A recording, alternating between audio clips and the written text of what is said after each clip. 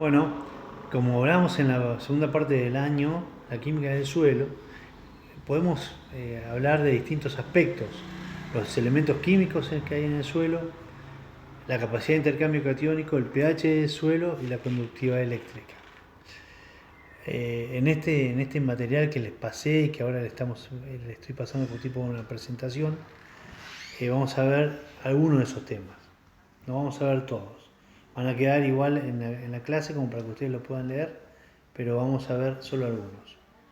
Los elementos químicos ya lo hemos visto, ¿sí? Son básicamente los nutrientes que están parte en la fase sólida, ya sea como minerales o como compuestos orgánicos, la materia orgánica.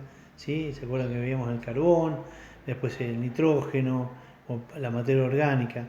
La fase líquida, que esta es la parte a través de la cual la planta toma los nutrientes, y esa fase líquida es básicamente la solución del suelo, donde los nutrientes están eh, disueltos o no, y eso es lo que vamos a ver ahora con el pH, para que la planta pueda tomarlos. ¿Sí? Entonces, acá hablamos de la solución del suelo. Vamos a ir rápidamente. Bueno, los componentes inorgánicos son los nutrientes, como les decía. Podemos acá nombrar el aluminio, el hierro, el calcio, el sodio, el potasio, el magnesio. ¿Sí? Y los inorgánicos, las arcillas. En realidad, cuando veíamos textura, veíamos arcillas, veíamos limo y veíamos arena.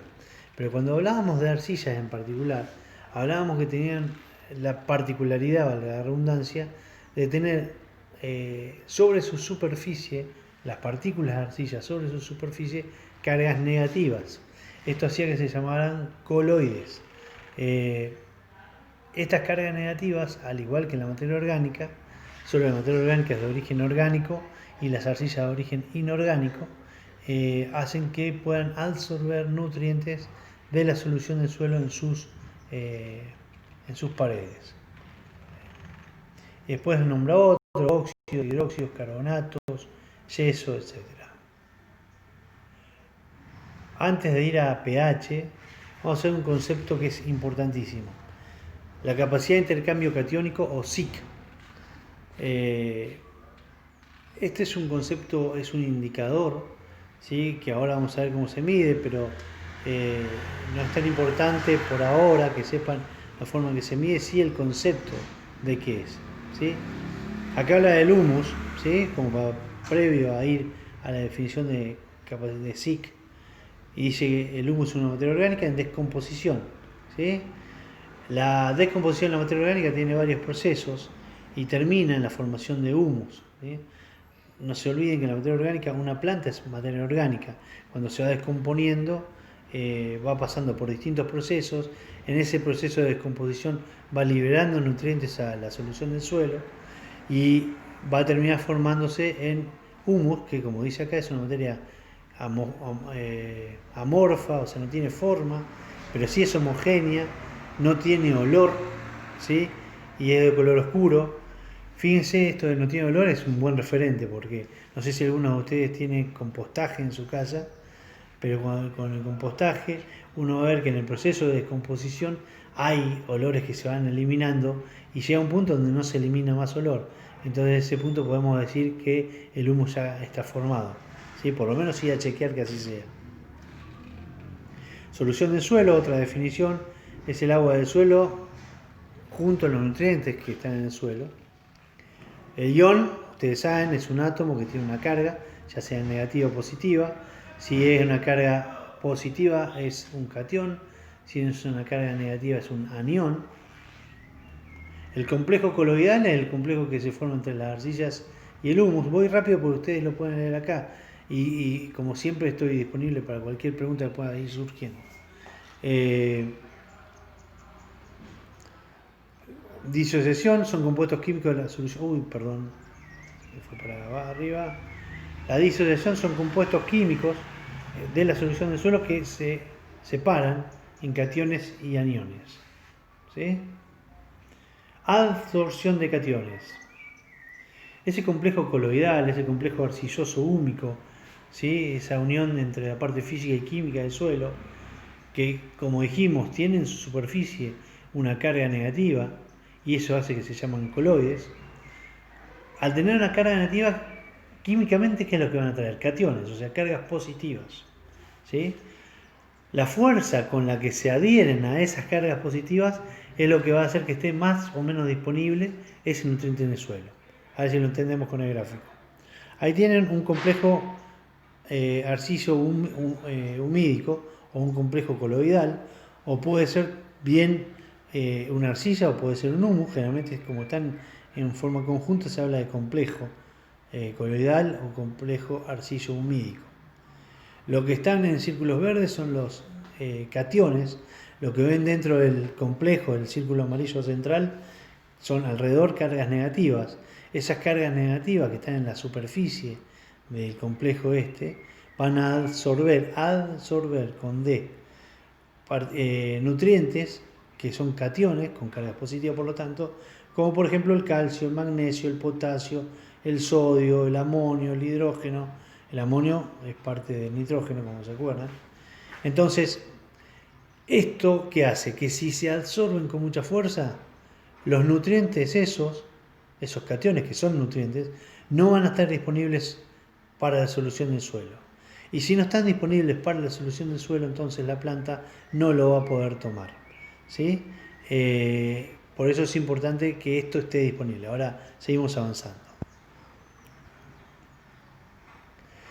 Intercambio catiónico, que es otra definición, es la sustitución de cationes del complejo arcillo-humídico. ¿Sí? Es decir, es la liberación de nutrientes de esos cationes hacia la solución del suelo.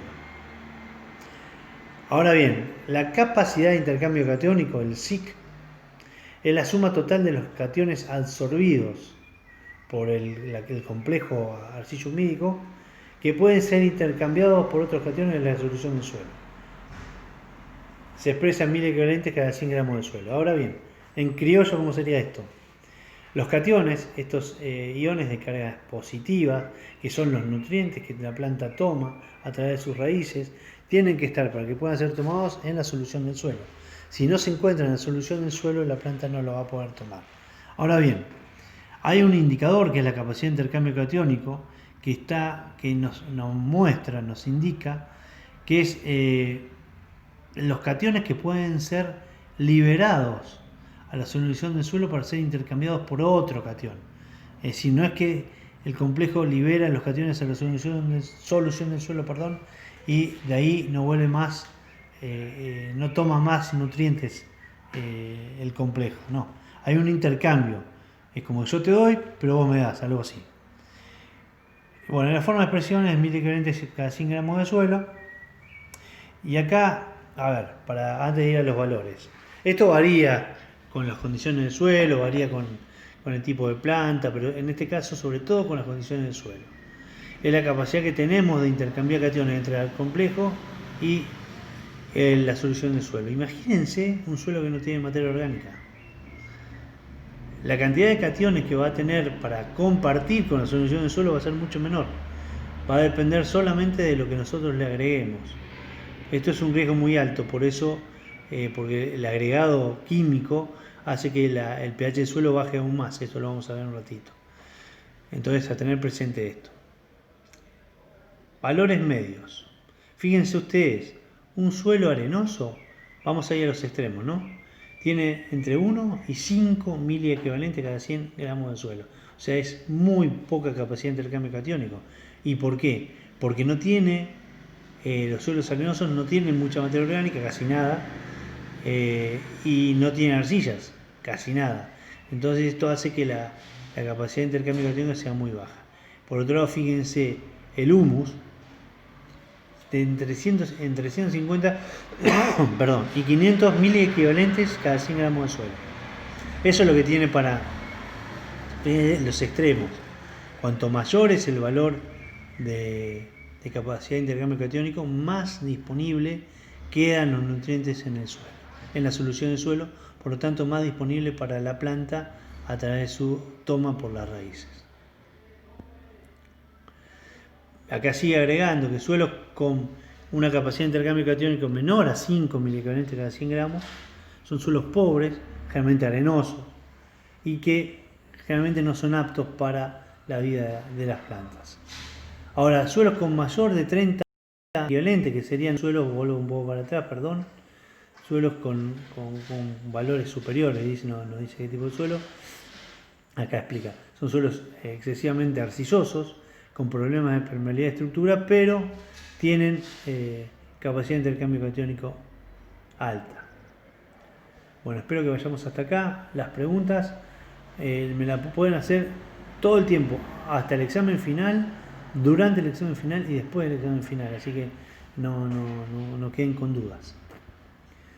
El pH del suelo nos indica, como siempre hablamos, la acidez del suelo. En realidad indica la acidez y la alcalinidad del suelo. ¿Sí?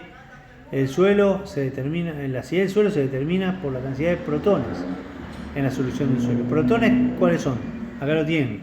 Son los hidrógenos, los iones hidrógeno, que son cationes con carga positiva, por lo tanto, y se los llama protones, que están en la solución del suelo. La concentración que yo tengo de protones en la solución del suelo es lo que me va a indicar el pH del suelo.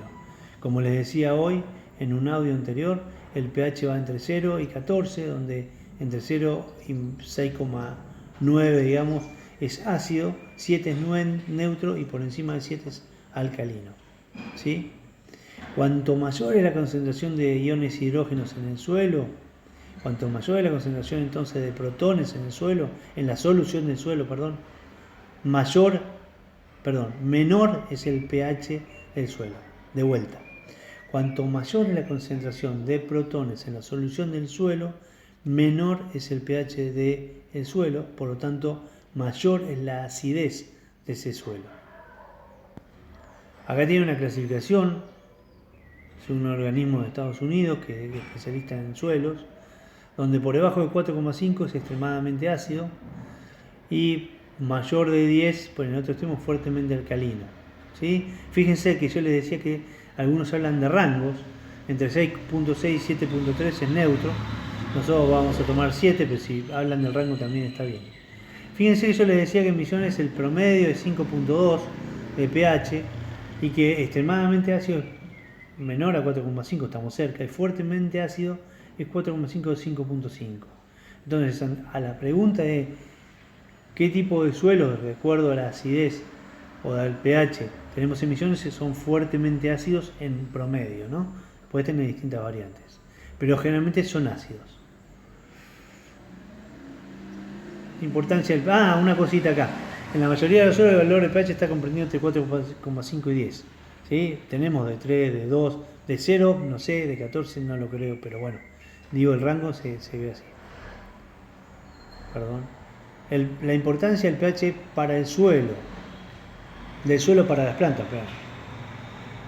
A ver, cuanto más ácido es el suelo, menos disponible están los nutrientes para la planta. ¿Sí? Acá dice, el pH ejerce una gran influencia en la asimilación de elementos nutritivos. Dígase esto, en la asimilación de nutrientes. ¿Sí? El intervalo entre 6.7 es el más adecuado para la asimilación de nutrientes. Los microorganismos del suelo proliferan con valores de pH medios y altos y su actividad se reduce por debajo de 5.5. Cada especie vegetal tiene un intervalo de pH idóneo. A ver, lo que les quería decir, acá empiezo por el final. Cada especie se maneja un pH diferente. Esto es importante tenerlo en cuenta al momento de qué cultivo voy a hacer, en qué lotes. ¿Sí? Por un lado, y por otro lado también tener en cuenta la actividad microbiana, que se reduce por debajo de 5.5. Esto no es menor. Si yo tengo un pH muy bajo, los microorganismos no van a poder estar activos, por lo cual no van a poder descomponer materia orgánica, por lo cual no van a poder tampoco dejar disponibles nutrientes en la solución del suelo. Para cerrar acá, un tema que les quiero decir, que el pH de los suelos ácidos, que es lo que tenemos en Misiones, se corrige con el encalado en forma química y rápida, que lo que hace es agregar la cal o la dolomita, son óxidos de de, de calcio y magnesio, y lo que hace es rápidamente saturar la solución del suelo con calcio y con magnesio, lo que hace que reduzca la concentración de protones de la solución del suelo. Estos protones se transforman en óxidos, en hidróxidos, y se precipitan, dejando disponible en la solución del suelo solo calcio y magnesio, y esto hace que de vuelta pueda recuperarse la capacidad de intercambio catiónico. Pero esto es una respuesta química inmediata. La respuesta a más largo plazo es proveer materia orgánica al suelo. Esto es importante. Va a tardar más en recuperarse, pero vamos a tener una solución más sustentable. Esto que es coberturas, no extraer nutrientes del suelo, lo que ya venimos viendo.